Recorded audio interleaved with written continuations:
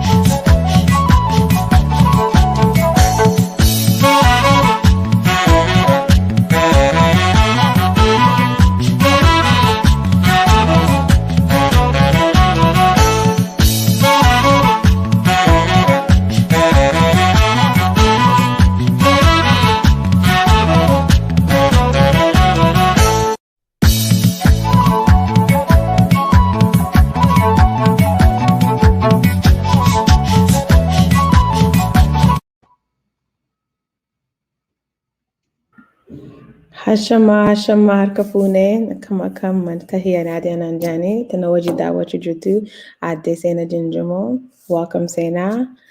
Please. Thank you, Nadi. It's great to be here. Perfect. So today we have a handful of topics that we want to cover. I know our press conferences are awaited by many, so please, I hope you guys came with your questions, any topics you kind of want us to talk about or cover. Wani simpetani gafi yo kabatan topiki ta raso inu yo kabdani commenti hay sahaya and lalu tinjira debisa sif kona raso ina. So nini fitina comment section gafile fi wae itiadu jutani takale yo kabatani khaysanunaki. Okay, Zena, so do you want to get into it? I know we're going to be covering things about Wallo and the fundraising that's going on for them. We'll be talking a lot about the up-and-coming House resolution, which I know is something that Ollaa is working very hard on, vigorously. And then, of course, all the comical, I think you can say, things that are happening to Ethiopia and how the rest of the world is perceiving us. And the downplay on what's happening with us. So let's go right into it. Wallo, I'm sure, is something that a lot of people want to do. So share with us what's going on, updates, fundraising, anything that's going on with Wallo. Yeah, thank you, Nadi. I think what I would do is, obviously, like we say, this our weekly conference, we're gonna try to keep it in English because our audience, our focused audience, are mostly Western and non-Oromos, or in fact non-Ethiopians, to kind of understand what's going on, because we have a decent followers of non-Oromos who really follow this, and they've made requests that we speak in English. But for the Wallo part, since the audience, I want to focus in Oromo, I'll quickly say that the other topic I would like to add, in addition to the one you mentioned, is about the court rejection of the bail on Jawar and many other plaintiffs that have been charged. I would like to add that to audience. But anyway, first of all, I'm happy to be here. I don't go madam because I know by in Arganjatani. So Bakiti House of Nukuni, it is it's convenient to Bakamitaho. Namni Kenya Education has an Kubak Abdani, Harki Gutta, Harkisakatami Sagal, Mafakabani, Mafakaja, Nakajaruga, Samukis and Kesa Kajuru, Shaking Kabukanin, the Union Davisa, hopefully Nadino, the Gafatin Davisa, and the Maratis in Davisa, Malif, his name Malif, Yoruba, Sigale, Sari Dutumarato, the Kakadar, Nutati, Academic, Yuan, and Gain, Yamanov, Pujina Mo, Kagaru of them in Hujina Putan, Sakatama, Dubajra. One delegated rules had his menjada. Kanama Kaligal Gala, we had a bit of monitoring. community hedduutu walloo irratti fundraising godhee jira. So sababa saniif nuti fundraising godhuu dinne garuu tiimni keenya mataa isaa ollatti akka dhaabatte akkasumas community adda addaa kara keenyaan kennuu waan barbaadaniif. So as of today, when just separate special case one of Benejera, we already have some amount of money. Case advancing to can major one jurufi. Sanini edane akuman Kenya buying bektani. Biyya keessatti reportiin amma nu katabu ijoollee qabna hojjettu qabna sana warruma hojjettu already waan lafaa qabnuu fi sanitti fayyadamneetiin maaliif nullee saniin goone kan jedhu rakkoon Oromoo bal'ataa waan deemaa jiru malee waan xiqqaataa jiru waan hin ta'inii fi karaa wanti haarawaa asirratti kan hin dubbadhee jedhu already nama lafa qabnaa agartanii jirtanii torbee kanallee torbee dabrillee waan adda addaa baasnee jirra har'allee kabraa walloof wallagga walitti qabateetiin abdeetii kan uummanni keenya fayyadamu because wanta isiniif bu'aa qabu ka jennu isin fuutanii koongirasii biratti isin fuutanii paarlamaa biratti isin fuutanii miidiyaa biratti ka jennu artikilii qopheessinaa kun ammoo call to action maal godhuu qabdan ka jedhu kanneen qopheessinaa so ollaa irraa ka argattan website keenya irraa ka argattan on a weekly basis email ergataa jirtan warra ergataa jirre email keessan jaankii keessa deemaati ollaa newsletter hojjettan isinii dhufee jira yoo sign up hin godhin ammoo free dha sign up godha ka membership illee ni jira ka free illee ni jira that way wanti torbaan deemaa jiru really kara akka digest isiniif liqimsamuu danda'u isiniif galuu danda'utti qopheessinee kennee jira jechuudha ka walloo irratti fokusoo godhee jedhu barruu adda addaa qopheessinee jira torbaan lamaaniif ni beektanii amma wanti haarawaa kaadhaa kalee galgala irratti dubbannee waliin jenne already community adda addaa asiin dura lamaa sadii na gaafattanii turtanii walgahii torbee sanbata dabree irratti illee na gaafattanii turtanii ollaan maal godhaa jira waa'ee walloo irratti kan jedhu community adda addaa waan hirmaatee jiruu fi irratti goofamni banuun barbaanne amma garuu mallaqni bira jiru waan jiruuf kanuma fuuneetiin achitti warroonni nuti tiima keenya kan lafa jiru waan irratti directly control goonuu fi because warra kana achi nuuf dalaganii information adda addaa nuuf kennanii even walumarraa yoo katabnu kana waan ta'eef warroonni fedhii akkasii qabaatanii garaa keessatti yaadaa jirtanii qarqaaruu yoo barbaadan we are opening up channel isanii it is a news warra kan waan qarqaaree jira that's fantastic garuu akkas godhaa jirra that team Ollaa emergency management dhaan irratti dalagamaa jira. So nama sanillee information sanillee we make it available akka directly nama sanillee dubbistan jechuudha haala hedduu isiniif micheessinee jenna. Yaada biraa akkuma amma Naadiyaan jette yaadaa fi gosa adda addaa yoo qabaattan gaafii adda addaa yoo qabaattan always nuuf katabaa especially karaa amma Naadiyaan manager gootii ilaaltee jetti. Karaa kaan sagantaan keenya because obviously nuti miidiyaa miti oduuf hin dhuftanas. As ka dhuftanii waa barattanii akka waa gootaniif dhuftanii jechuudha. Is action is akka isinitti himna wanna sana immoo yoo ta'e yoo isiniif gale hojiirra hojjetan. Fakkeenyaaf waa'ee Yemen irratti warra UN wajjin dalagaa jira maal jechuu kiyya warra haasaa waliin qabnu isin dubbataa jira. Gaafa bakka tokko ga'ee gadi bahee jedhee we'll give you guys a detail jechuudha. Wanti ollaa irratti kan dhuftanii fi maaltu jira karaa koongirasiitii maal jirta addunyaan ilaalchi Itoophiyaa irraa qabdu kan jedhu irratti mari'atuu fi kun ammoo inni guddaan waan isin jennu kana yaada isin jennu kan fuutanii hojiirra akka oolchitan jechuudha. So kanarratti kan fixee jedhu waa'ee wallootti walitti qabateetiin tiimiin keenya irraa jalqabeetiin gadi baasaa warroonni kennuu barbaadanii ka already kennitanii already limitiin qabu keessan jechuudha. Nama hedduu gargaaraa jirtanii so ka walloo irratti kanuma updating qaba in addition to already information hedduu website irra torbaan dabree irraa jalqabee ni jira maal akka erguu dandeettan erguu qabdanii ka jedhu jechuudha. Hafa asaaniin qofa otoo hin ta'in yoo koongirasitti bilbiltan yoo memberoo paarlaamaa keessanitti bilbiltan yoo gabarnarii keessanitti bilbiltan yoo miidiyaa dhaqqabdan maal haa jedhu gaafii jedhuu fi sanniin mara yeroo maraa deebii qabna jechuudha. Kara keessatti deebi'an Naadiyaa. Mute register say Nadia. Before we transition off of Wallo, somebody actually made a comment in this section. So it kind of transitions into what we're talking about with Wallo. Of course, Wallaga region, we're closely monitoring them as well. So someone asked, as you all know, Prime Minister of Ethiopia has released a lot of Eritrean soldiers and Amara special forces into Wallaga Oromia region. So what do you think to announce this issue to the world's government? Yes, definitely. That's one of the things that we're having a very good question. Since the question came in English, so I'll just quickly answer it in English. Mm-hmm. So what we have done preemptively, and I think a lot of Oromo people knows about it, is on social media that the Prime Minister have pretty much using the Eritrean soldiers, the Amara militias, to destabilize, to commit ethnic cleansing, what they did in Tigray, into Oromia. So preemptively, what we did is we prepared information that we relay. We obviously meet with the staffers in the Congress, and now we're also working in Europe. And as of last week, officially to UN as well as a member of the European Parliament. So we feed them this information, and we are putting a document for you guys to use. What you can do when you talk to your Congress, when you talk to your member of Parliament, that will be up to date on the website. But we are doing is we are letting them know what the IB administration and what the Amhara regional government are doing in a particularly Wallaga and Wallo area. So that's what we have done so far, and we will continue, as you mentioned, we will continue to closely monitor what's happening. That way, they are aware of it, and when something happens, that hopefully that we told you so. What we can do is that's one of the most important thing that we can do.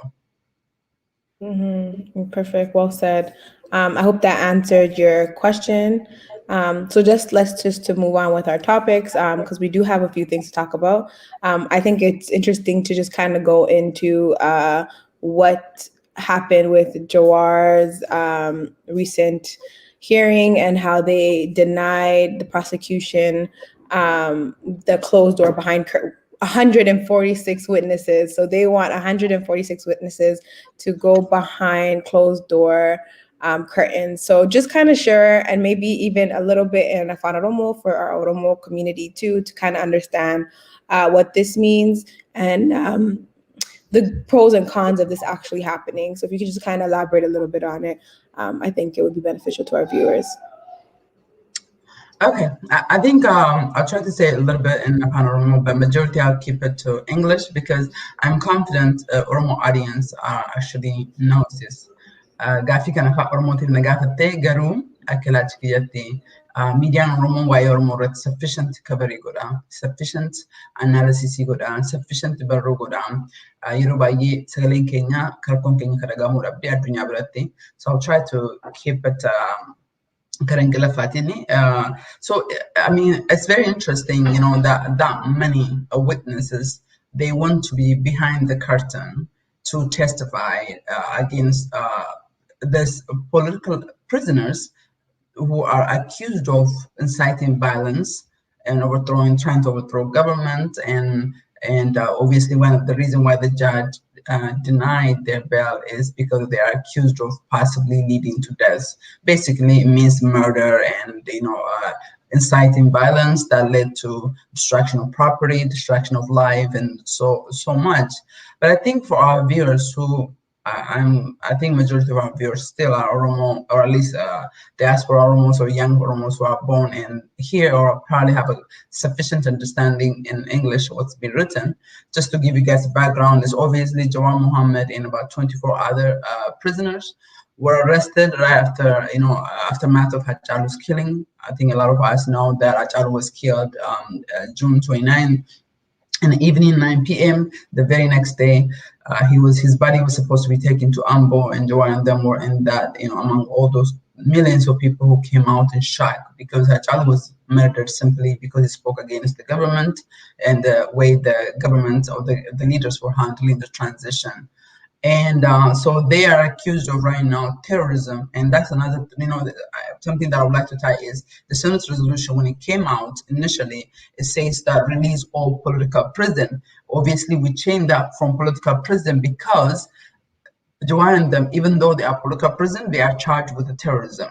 So when you release political prisoners, and government can say like, okay, I've released all political prisoners, so there is none political prisoners. But because Jawar and all, in the case of Jawar, and in the case of a number of OLF and number of Kafao and others who are charged, including Mohammed Texiso, who is charged because he came out and saying that release Jawar and justice for Achalo, but right now he's charged with the murder.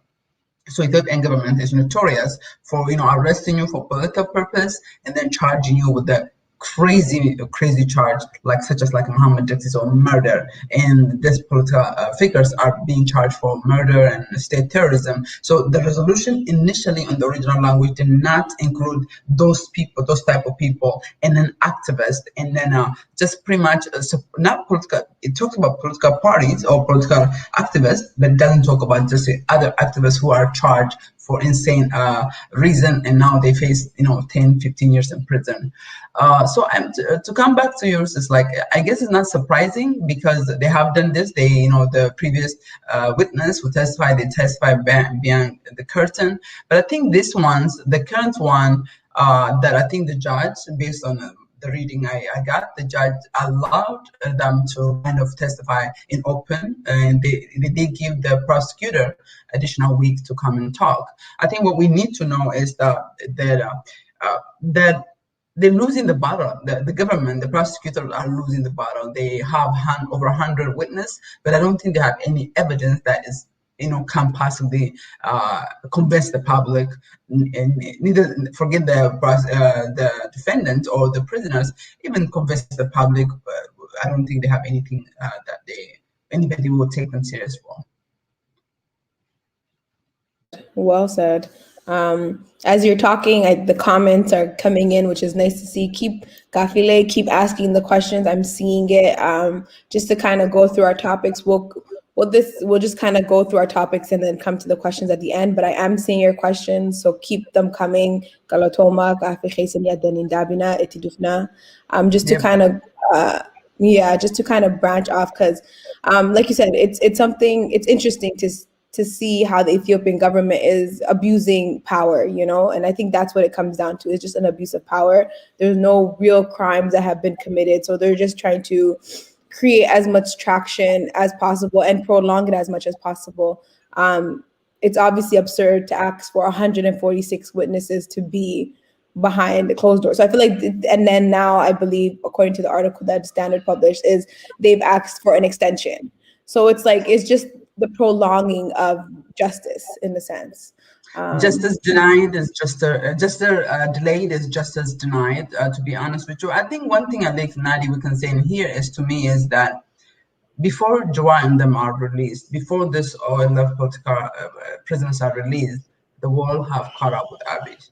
You know what I'm saying? We are talking about a failed state. We're talking about Ethiopia that's no longer relevant. We're talking about a falling, what is this thing? It's a fallen empire. You know what I'm saying? That we're talking about really something that I think a lot of time our people, we're so focused. It's like beating a dead horse. It's like the horse is dead, but you're so angry, you keep beating it. And I mean, in a way, that the way we talk, and I'm happy that you remind our audience and our listeners, or people who are watching us, to continue giving us what they think and ask us a question. We'd be very happy to answer live while we are here. And also, hopefully, if we get some really good question, that we can come back to you guys next week with it. But the important thing is, we really need to balance between beating the dead horse, kind of planning. Because one thing almost we are good at is that, personally, I feel like talking about history, like what we got wrong, what happened, and then like so much happens on a daily basis. And if you try to do everything, you will never do what you want to do. You must have a plan, and you must have a focus. You have to stay focused. And that's one thing that we do. And I think we do really, really excellent. And I can't wait until next month. And then especially after Ramadan, to come out with so much thing we've been working on, so much exciting. We're really taking all this small fights, small anger, putting things in line, because life in Ethiopia is going to go down from here. Our people need to be ready for hunger, need to be ready for security, need to be ready for self-government, because the empire is falling, and whether they release these political prisoners or they keep them, that nothing will save Ethiopia. Ethiopia is in a free fall. That they are obviously pushing for election, but our people, we are talking about sometimes in a way I feel like we are only reporting. We are good at reporting what the prime minister say, what the parliament say, what the Amhara, or to me, like the Amhara regional government, should be labeled as a terrorist. They are accused of ethnic cleansing in Tigray. That itself is enough to label them as a terrorist organization sponsored by government. nobody's been held accountable. You see this Amara regional government talking openly, but I feel like, the more like we focus on what people say, we're gonna lose sight of what we really need to be doing. And I think that's one thing we're doing really good job that makes me actually happy about it.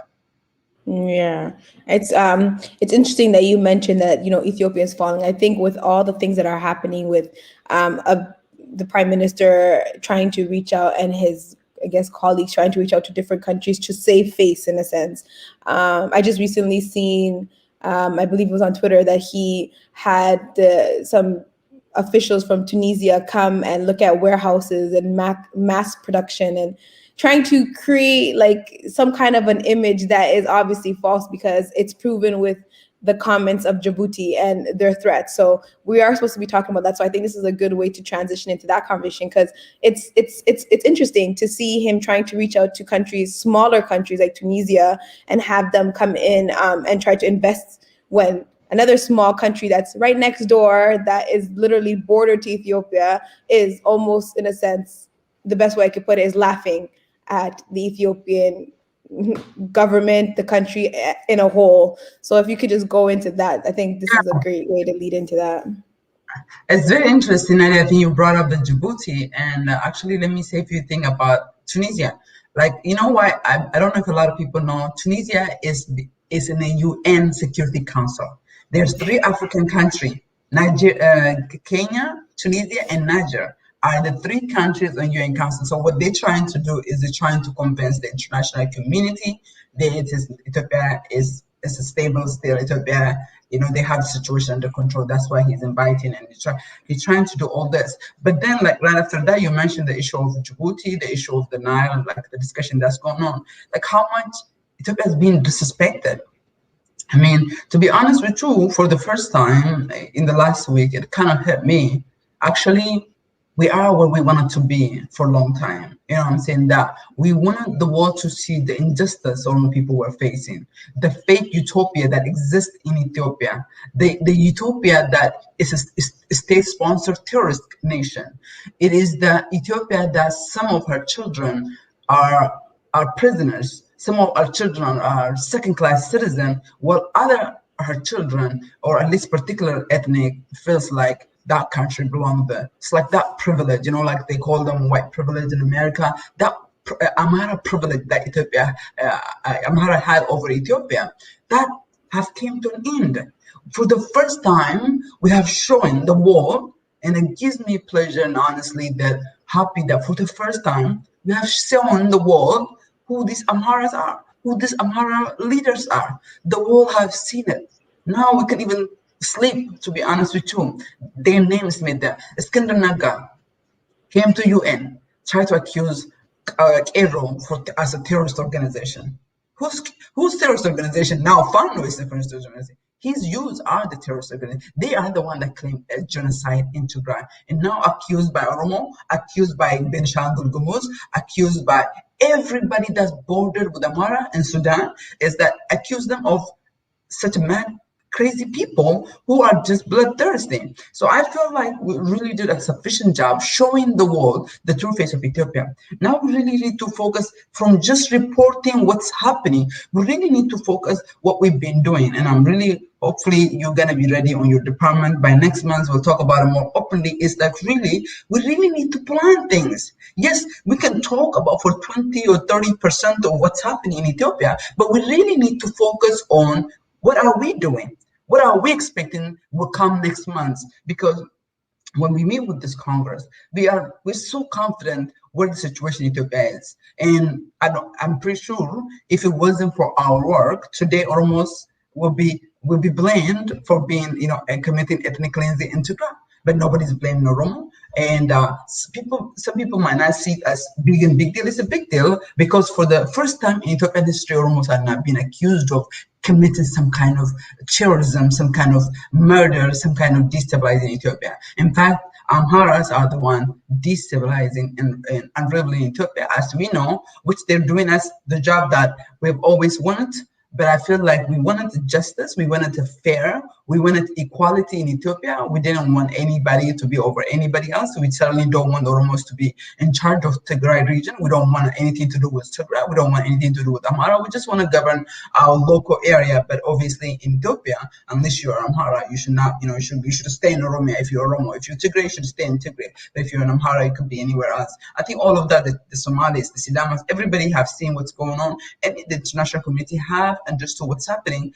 And it's a shame. It kind of made me realize that a country as small as Djibouti and Nile water. Now Sudan is like, oh no, like literally openly taking with Egypt are demanding the Ethiopian natural resource. And Oromia, 60% of the water comes from Oromia, and Oromia have not really said anything much about it. This government does not represent obviously Oromia.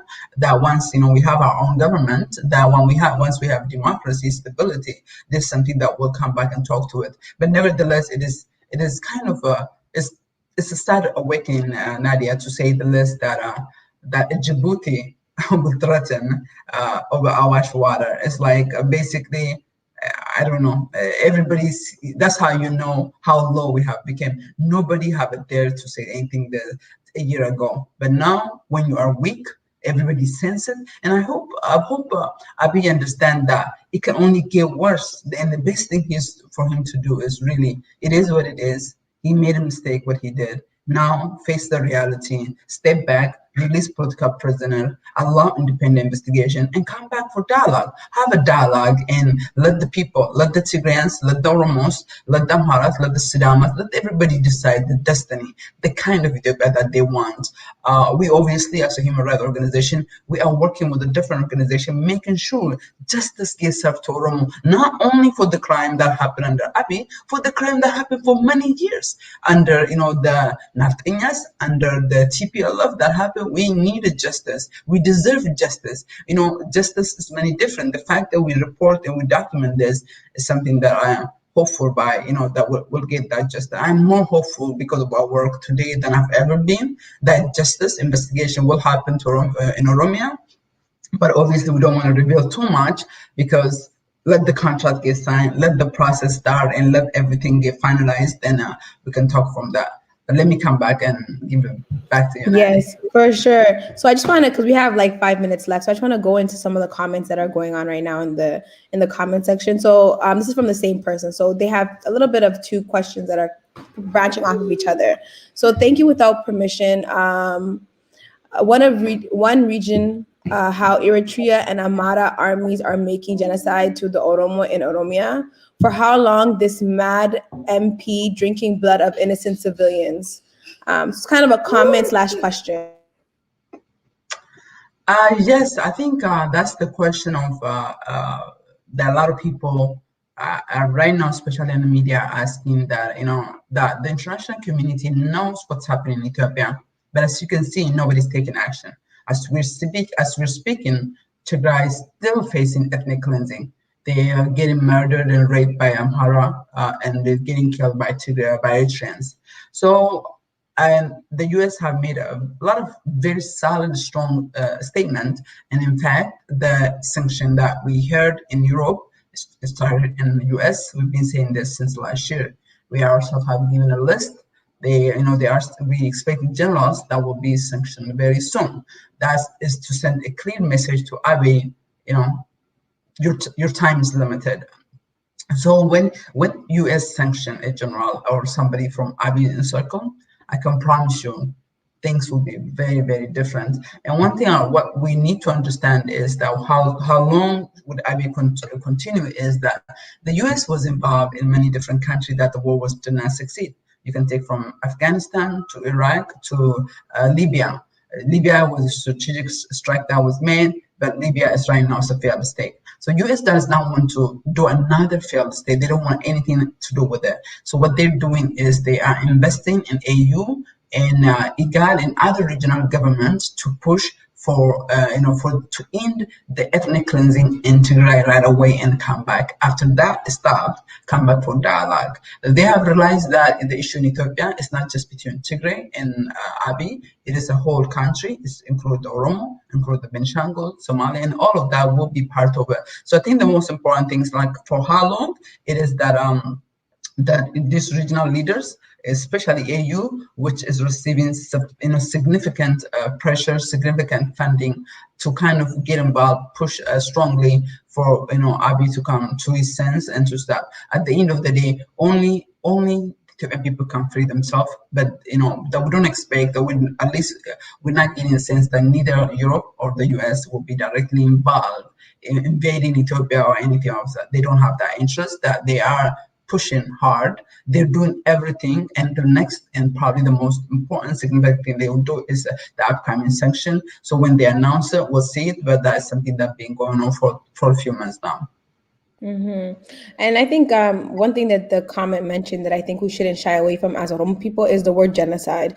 It's like what's happening in Oromia is genocide, and we should not shy away from the word just because the Amara community and the Tigaro community are using it. Oromos, genocide is being committed on us, and we need to say it how it is. So it's true, it's genocide, and we need to frame it as, and it's not just genocide for today, it's generational genocide. It's something that's been happening to us as far as it dates back to our forefathers. So this is not new for Oromos, but we need to frame it for what it is, and that's exactly what it's, genocide on Oromos. So I'm just going to read one more comment and then we'll end it there because we are at the end of our time. So a person said, I think the world community did not understand that Abiy Ahmed was not elected. Oromos will never stand with him for breaking the basic human rights law. That's a good statement, and it's a fact. It's, he was not elected. He is not the people's vote, and he shouldn't have the privilege of governing a country that he's obviously not doing for the people. He's committed more crimes as an elected, as a mandated prime minister to date, with a Nobel Peace Prize at that. So it's a well said statement. Thank you for sharing. I think that we are at the end of our time here. So if you have any other gafile just send it to us in our email at media@ollaa.org. And before we go, we won't be taking any more questions. But before we go, saying if you kind of want to tell people, I know you kind of touched a little bit about it in the beginning when you were speaking about Wallo and all the things that Ollaa is doing. But if you want to just give us a brief ending comment on what Ollaa is doing and how our communities can assist in what Ollaa is doing, because it is something that is a team effort. It takes all of us, all Oromos, and non-Oromos, to help proceed with our agenda. So just kind of give us a 2-minute touch on what's happening. Okay. Thank you, Nadi. I think that's important that I'm glad you brought this at the end again about what we're doing as Ollaa, because quite often, like you guys, like what is Ollaa up to, a lot of people from back home, a lot of organization, we are the direct link between Oromo community and the world. We talk to the UN, we talk to EU, we talk to the US Congress, we talk to the State Department. So we talk to so many people, not just obviously, a lot of time when we post things on social media, our audience are Oromos. Pretty decent number, I would say, confidently, I see 90% of Oromos. So what we do as Ollaa is often is behind the scene. It's the unseen work. So the 90% of our work is you don't see it, you don't hear about it.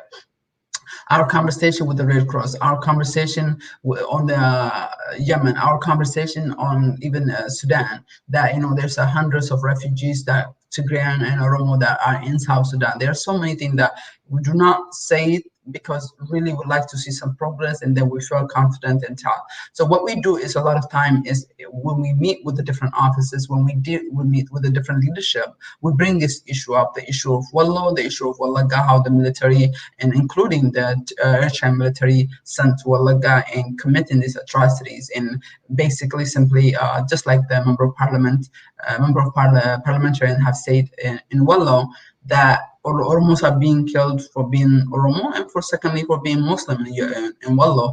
And the killer is, you don't have to look for it because they named it. It's the Amhara Regional Force. The Amhara Regional Force is led by Amhara regional government, and the kind of relationship between the Amhara regional government and the federal government is very interesting, because Abiy have openly say that tomorrow he can get up and say that Amhara Regional Force are the federal force, which is against the constitution. So what we do is we let the Congress know, we let the MPs know in Europe and different government know, just what this is what I be saying, and that's the thing what we can do the best. We're obviously working very hard, as you guys can imagine, on a different department, and I'm hopeful, education is amazingly going amazing, and the users hopefully will come in latest by June. The other thing we're doing is obviously like really really planning, when the I was going to say another bad word, but when the reality comes in, the situation in Ethiopia is everybody knows and fully for. And the U.S. Ethiopian government is pushing for election. For right now, the election is going to get postponed because nobody's going to say don't have an election.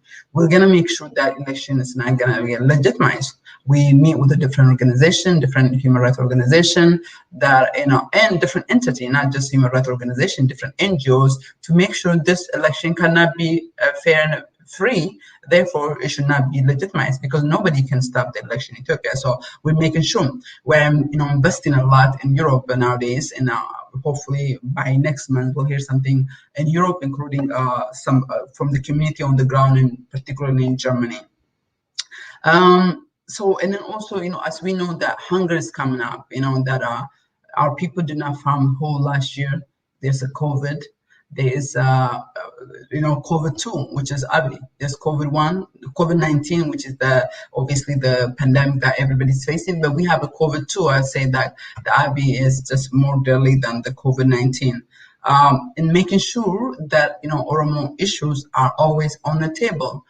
Obviously we still working hard, to get to what we wanted to get to in terms of making it public. But we are very confident today, that Ethiopia cannot be stable, cannot be a sort of a country without really answering the Oromo question. I feel confident, and our people should feel confident that we have somebody that's really on a daily basis, not even just as outside of us, talking on our behalf. I think that's what we're doing. And then about the Wallo thing that I mentioned earlier, that if you are still interested to give and have not given, we are opening up, and then also looking not just about Wallo issue, we're looking past that moment and kind of getting ready, working with the different agencies, what we can do to make sure when the support goes to Ethiopia, that almost also do get part of it. Okay, I think that's what we have been to up to Nadi, and we went over. So thank you so much. And if you have again, like Nadia said, if you have a question, you have a comment, if you want to be part of it, we have lots of volunteers. We have lots of people doing so much amazing work. Summer is coming up. If you are a young person, wanna give us, give Oromo people 2, 3 hours, 5 hours, 10 hours a week, let us know. We have a training. We have a system that you go through, and whether you're interested in participating in the youth, participate in education. About the classes, our classes, by the way, I must want to take a minute additional. Afan Oromo class for kids opened up. It was full within 1 hour. We have 69 people on the waiting list. Because of that, they opened up application for teaching. We have over 12 teachers from around the world, qualified teachers who's going to be open. So we're going to have a lot more classes. So we're not just doing, this is obviously not my area. I would like to have eventually a young to come and talk about it. It is so amazing that within 1 hour, the class is full and 69 people are on waiting list. In addition, that I know at least 100 more who have said like, I want my kids to be in this class. So that is just our people, should be very proud of the trailblazing that Ollaa is doing for our young people, for our kids, and definitely making sure our voice is heard in international community. So I think things are going very good from our perspective.